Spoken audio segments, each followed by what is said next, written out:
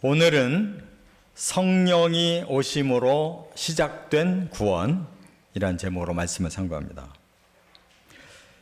초대교회 때 로마 제국에게 성도들이 아주 박해가 극심했습니다. 특히 로마의 원형극장, 그 원형 경기장이라고 하는 곳에서 많은 성도들이 순교를 당했는데 어떤 성도가 순교 당하기 전에 시를 써놓고 순교를 당해서 그 유고시가 남아 있었고, 그 후에 성도들에게 알려져서 많은 은혜와 힘을 얻었다고 합니다. 그 시는 이렇게 써 있어요. 나를 저주하십시오. 당신들이 나를 저주하면 할수록 나는 당신들을 사랑할 것입니다.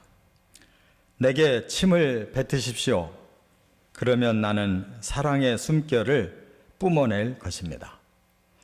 나를 구타하십시오. 나는 신음소리로 사랑을 고백할 것입니다. 나를 찌르십시오. 나는 당신을 사랑한다고 절규할 것입니다.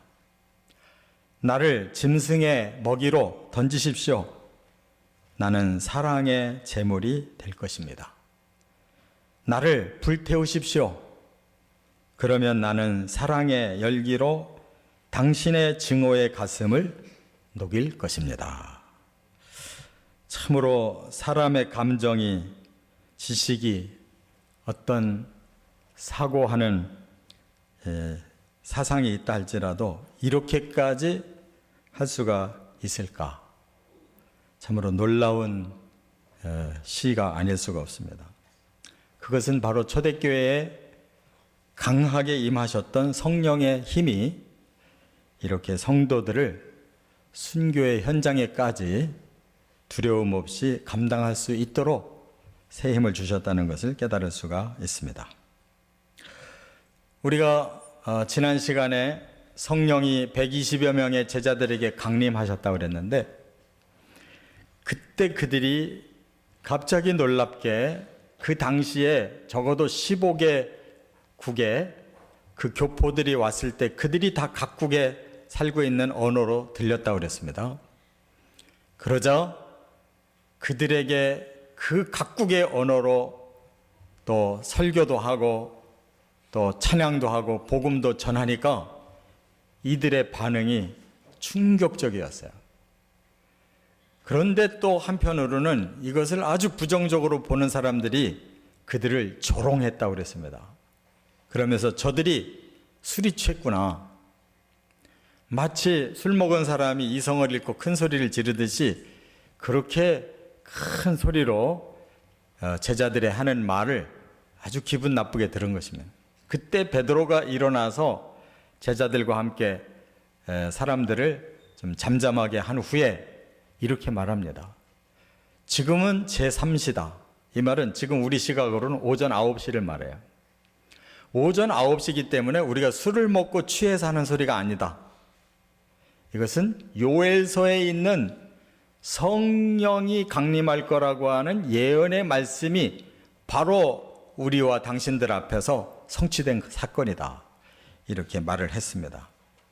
그런데 이 요엘서의 말씀은 예수님 오시기 800년 전에 요엘이라는 선지자를 통해서 이 성령의 강림을 예언하셨어요. 그런데 성령의 강림만이 아니라 하나님은 다른 또 중요한 내용을 거기에다가 다 밝히셨는데, 그 내용의 전체 공통점은 뭐냐? 바로 구원을 주시겠다는 거예요. 그래서 1차로 구원을 주시기에 사람들에게 성령을 주시겠다는 겁니다. 왜냐하면 율법을 가지고 아무리 노력해도 사람 스스로 성화가 안 되고 죄를 이길 수가 없어서 멸망을 당하니까 하나님이 계획을 바꾸셨어요. 아예 하나님의 영을 사람들의 마음에 부어서 사람들을 성령으로 이끌어서 구원하겠다. 그게 스타트예요.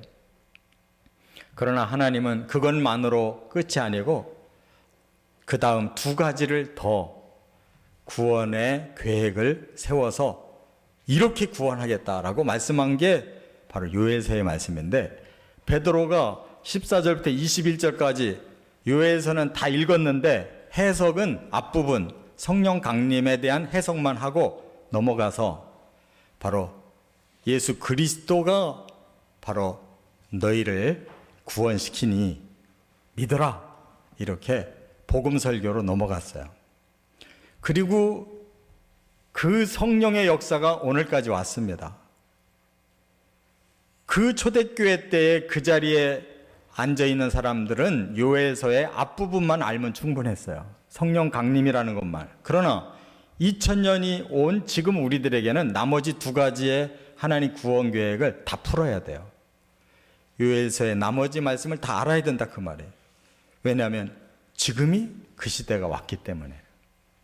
그래서 저와 여러분들은 세 가지의 구원의 하나님의 방법을 다 알고 다 누릴 수 있는 큰 은혜가 있다는 것을 깨달으시기 바랍니다.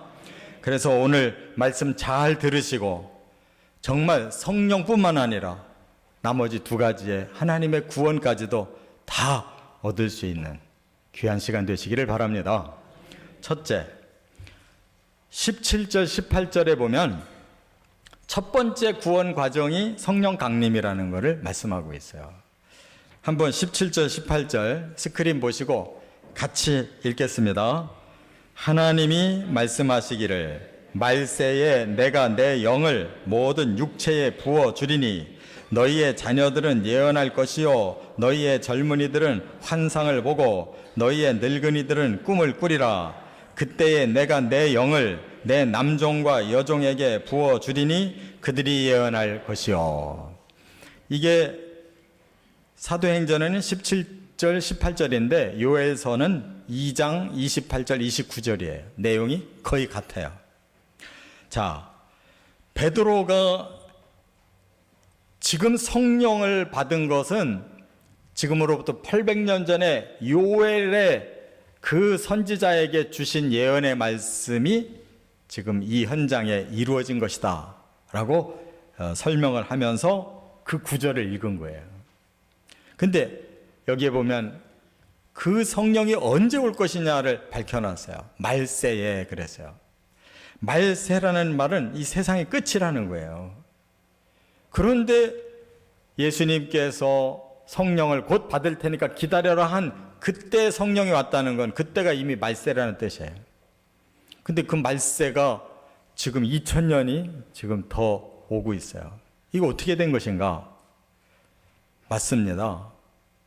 우리가 지지난 수요 저녁 예배 때 마태복음 12장을 가지고 예수님이 이 세대가 다 지나가기 전에 세상 끝이 오리라 이렇게 말씀했는데, 이 세대라는 것은 예수님이 그때 사역하시던 때부터 종말까지를 다 한 세대라고 말씀했고, 예수님이 그때가 마지막 때라고 말씀했다면 지금도 똑같은 마지막 때인 거예요. 그래서 성령은 그때부터 지금까지 계속 임하고 계시는 줄을 깨달으시기 바랍니다. 그래서 말세에 성령을 주시겠다는 말씀은 오늘 우리들에게까지도 그대로 성취되고 있는 거고, 왜 이렇게 말세가 기르냐? 우리를 구원하시려고 기회를 주시는 거예요.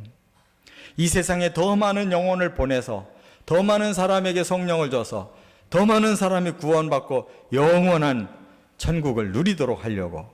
그렇지 않았으면 우리는 그 기회마저 얻을 수가 없었던 것입니다. 이것이 하나님의 긍휼이고 하나님의 무한한 사랑의 계획이라는 것을 우리가 깨달아야 돼요. 또 그 다음에 누구에게 주시겠느냐? 모든 육체에게 부어주시겠다 이렇게 말씀을 했어요. 근데 사도행전에는 모든 육체지만 요엘서에는 만민에게라고 말씀이 되어 있어요. 그럼 어느 게 맞는 겁니까? 이것은 다 똑같은 말씀인데, 만민이라는 것은 모든 인류를 다 포함한 뜻이고, 이 모든 인류가 하나님의 사람들이 다 됐다면 그는 성령 부을 필요가 없어요. 근데 이들이 다 육적인 존재, 영이 다 타락하고 육적인 존재가 되어 있어요. 그래서 베드로는 그 만민을 더 구체적인 단어로 모든 육체에 이렇게 말씀한 거예요. 사람들이 육적인 생각에 가득 차 있기 때문에 구원이 불가능해요. 그들을 하나님의 성령을 부어서 개조시켜서 구원시키는 것이 하나님 계획인데 그 모든 육체에 영이 오신다 이렇게 말씀한 거예요. 그래서 우리도 육적으로만 살던 사람들이 성령을 받음으로 우리가 영의 세계가 눈이 뜨여지고 영의 능력으로 변화가 오는 것을 깨달으시기 바랍니다. 또 하나, 여기 보니까 많은 사람들을 말씀을 했는데 너희 자녀들도 또 젊은이들도 늙은이들도 남종도 여종도 성령을 다 주시겠다 이렇게 말씀했어요. 이건 뭐냐면 모든 사람을 말하는 겁니다. 남녀노소를 막론하고 바로 예수 그리스도의 복음을 믿고 그 복음 안으로 들어오기만 하면 하나님이 성령으로 그들을 도장 찍어서 구원에 이르게 하겠다라는 말씀이었어요. 그렇기 때문에 오늘날 성령은 남녀노소를 막론하고 다 받습니다. 믿으시기 바랍니다. 뿐만 아니라 여기에 그 성령이 임하는 증거의 형태가 또 여러 가지가 있어요. 예언을 하기도 하고 환상을 보기도 하고 꿈을 꾸기도 할 것이다 이렇게 말씀을 했어요. 근데 이것은 너무 일반화해서 우리가 받아들이면 안 돼요. 어떤 분 꿈 잘 꾸는 분들이 있는데 개꿈을 가지고 이 꿈으로 오해하면 안 됩니다. 어떤 분들은 미래를 예언한답시고 말을 많이 하는데 이 예언으로 말하면은 큰일 나는 거예요. 이 말은 계시적인 뜻이 있습니다. 성령이 특별히 임한 사람이 그 계시를 예언으로 말할 수도 있고 꿈으로 그것을 받아서 풀을 수도 있고 그리고 또 환상을 보고 그걸 깨닫고 밝히기도 하는 거예요. 이거는 바로 베드로같이 환상을 보고 또 이방인 고넬료를 찾아가서 그 가족들을 다 구원시키는 이런 놀라운 계시적인 의미이기 때문에 보통 사람들에게 이걸 적용하면 안 돼요. 그냥 우리는 성령을 받고 내 안에 성령이 역사해 주셔서 믿어지게 하시고 변화가 일어나고 거듭나고 이렇게 점점 성숙해지는 성령으로 충분할 줄 믿습니다. 또 하나님께서 사도 시대에 역사하신 그 성령의 역사는 카리스마적인 게 많았어요. 그래서 우리가 바로 3장에도 보면 베드로가 안진뱅이도 일으키고 막 계속 기적이 일어납니다. 그러나 그 성령이 오늘까지도 함께 계시지만 그 형태는 조금씩 달라지고 있어요. 그래서 초대교회는 방언이 많았습니다. 고린도전서 12장부터 14장까지 은사 얘기를 많이 하고 있는데 그래서 또 불협화음도 많았어요. 사도 바울이 방언의 온전한 그 의미가 뭔가를 설명해 주고 있는데 지금은 방언하라고 해도 못하는 사람이 태반이에요. 성령이 달라졌느냐? 성령이 달라진 게 아니라 시대가 달라졌어요. 그래서 초대교회 때는 카리스마적인 성령의 역사가 많았어요. 그 후에는 교회가 갱신되어지는 성령의 역사가 많아요. 교회가 다시 깨닫고 다시 말씀으로 돌아가고 성령께 순종해서 새롭게 변화되는 그 가운데 또 경건의 성령이 강하게 역사하는 시대가 왔었어요. 그래서 아른트, 스페너, 프랑케 이런 분들이 하나님께 성령을 받아서 경건한 성령의 역사가 많이 유럽에 일어났었습니다.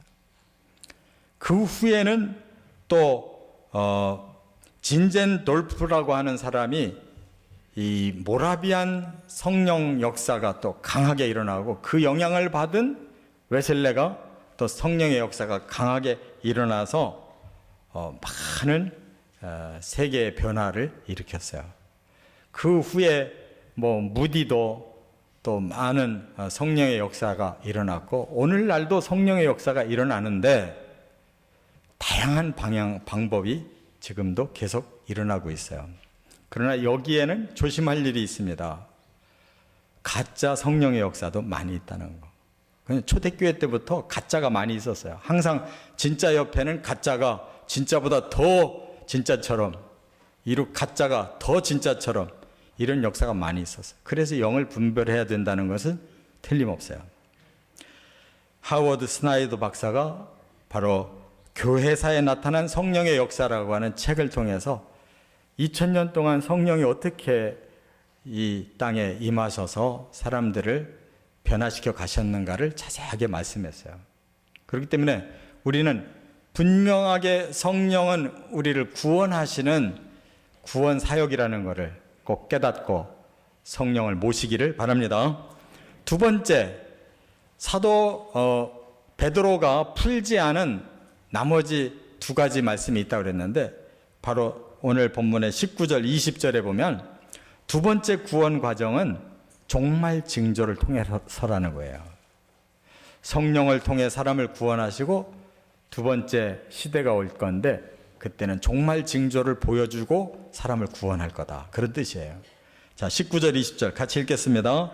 내가 위로 하늘에서는 기사를, 아래로 땅에서는 징조를 베풀리니 곧 피와 불과 연기로다.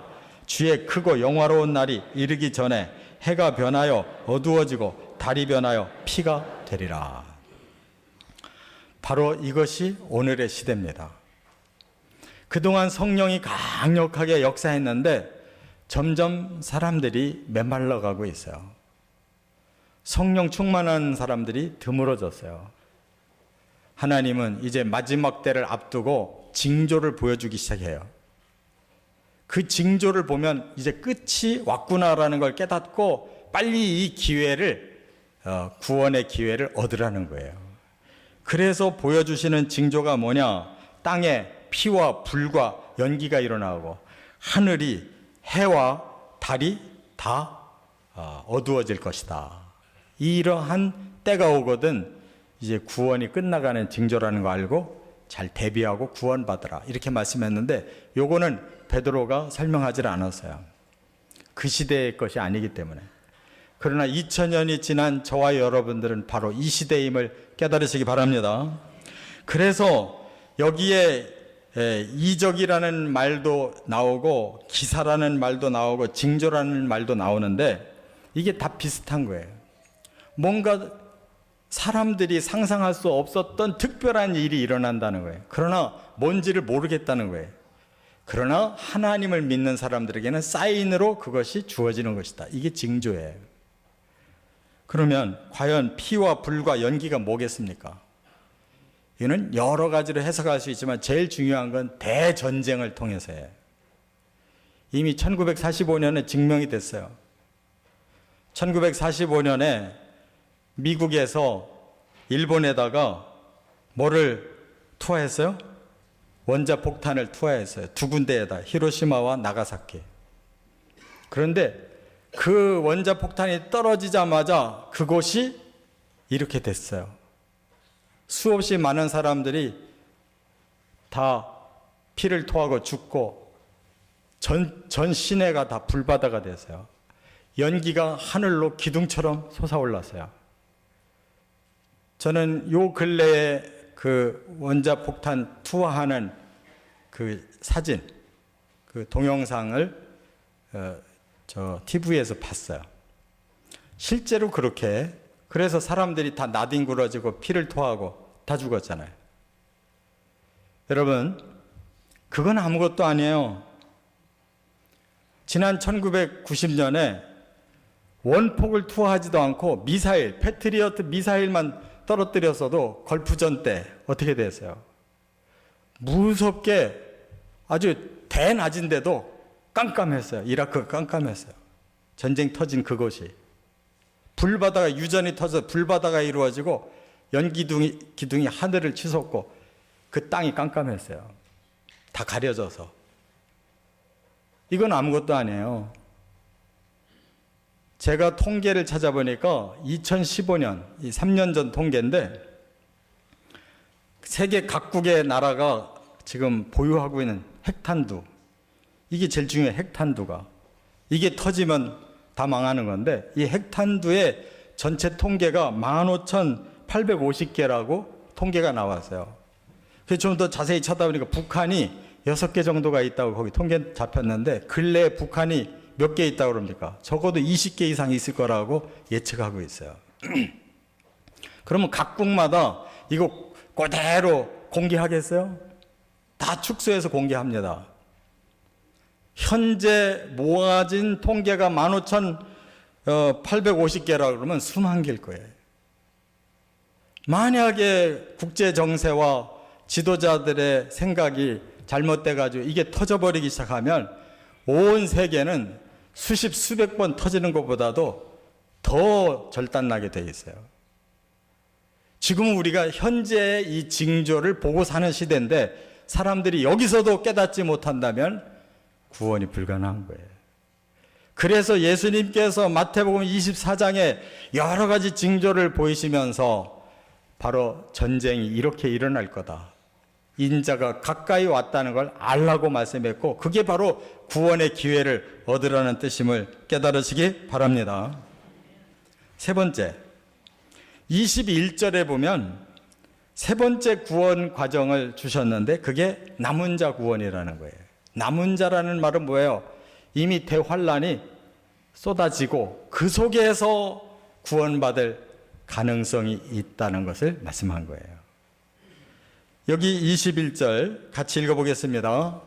누구든지 주의 이름을 부르는 자는 구원을 받으리라 하였느니라. 베드로는 지금 예수님을 소개하고 사람들을 구원시키기 위해서 요 단어만 딱 땄어요. 그런데 본래 요에서 2장 32절은 요 구절 뒤에 구절이 더 남아 있어요. 거기 뭐라고 되어 있느냐? 이렇게 되어 있어요. 누구든지 여호와의 이름을 부르는 자는 구원을 얻으리니 이는 나 여호와의 말대로 시온산과 예루살렘에서 피할 자가 있을 것이며 남은 자 중에 나 여호와의 부름을 받을 자가 있을 것임이니라. 이렇게 되어 있어요. 여기에 우리가 주의를 해야 돼요.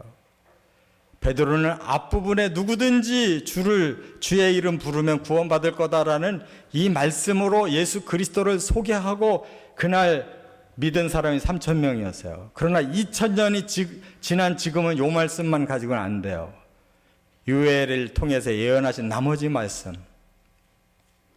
그래서 지금 이스라엘이 돌아오고 있는 중이고, 이제 이 무서운 마지막 아마겟돈의 대전쟁, 적그리스도가 나타나서 자기를 오히려 하나님이라고 섬기게 하는 그 마지막 때가 올 때 전 세계가 일어날 대전쟁, 거기에 한가운데 이스라엘이 거기에 있을 겁니다. 그들이 바로 그 환란 속에서 그들이 기다리던 메시아는 결국 다른 분이 아니었구나, 예수 그리스도라는 걸 깨닫고 그들이 마지막 이 이스라엘과 예루살렘에서 구원받을 남은 자들이 있을 것이고, 또 마지막 인류 가운데 들림받지 못한 사람들, 그들이 이 환란 속에서 마지막 구원받을 기회가 올 것이라는 거예요.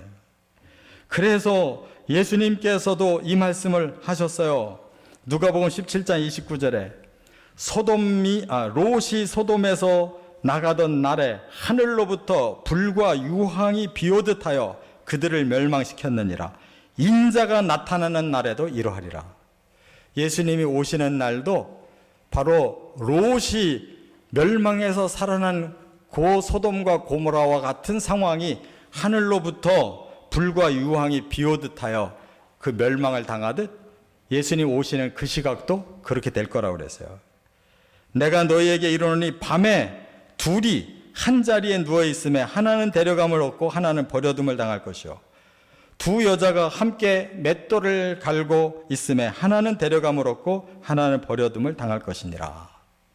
이 말씀 뭘 의미해요? 왜 한 사람은 데려감을 당하고 한 사람은 버려둠을 당하느냐? 데려감을 당하는 그 한 사람은 끝까지 그 환란 속에서도 하나님을 부르고 구원을 갈망하는 자예요. 끝까지 예수님이 우리를 구원하러 이 땅에 오신 메시아라는 사실을 끝까지 믿고 지키는 자가 이 구원에 참여한다는 거예요. 이처럼 하나님은 우리 한 사람 한 사람을 끝까지 놓치지 않고 마지막 추수까지 하려고 한다는 것을 깨닫고 우리가 이 남은 자의 믿음에 끝까지 동참해 나가야 될 줄 믿습니다. 이렇게 요엘서를 통해 하나님은 지금부터 2800년 전에 세 가지로 구원하시려고 약속을 주셨어요. 2000년 전에 이미 성령을 보내셔서 구원을 시작하셨고 2000년이 지난 지금 이 종말의 징조를 보여주시면서 빨리 구원받으라고 기회를 주시고 그것까지 놓친 사람들 마지막 대환란 속에서도 하나님은 이스라엘과 이방인의 남은 자 구원하려고 하신다는 거예요. 하나님은 사랑이십니다. 심판이 목적이 아니에요. 그만큼 사람들과 이 세상이 악하기 때문이라는 걸 깨닫고 겸손하게 회개하고 주의 구원의 복음을 받아들이고 이 구원을 꼭 성취하시기를 주의 이름으로 축원합니다.